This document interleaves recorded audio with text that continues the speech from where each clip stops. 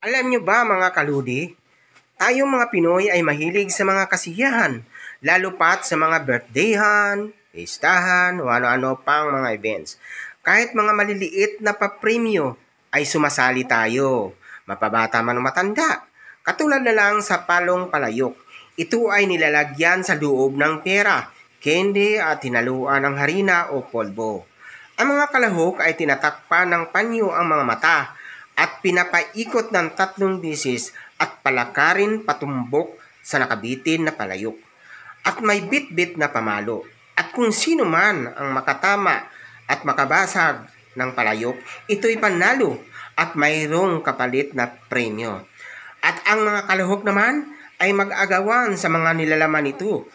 Ang saya, di ba? Katulad na lang nito. At bago ang lahat, huwag kalimutan i-subscribe ang video na ito at i-click ang notification bell para lagi kayong updated sa aking mga videos.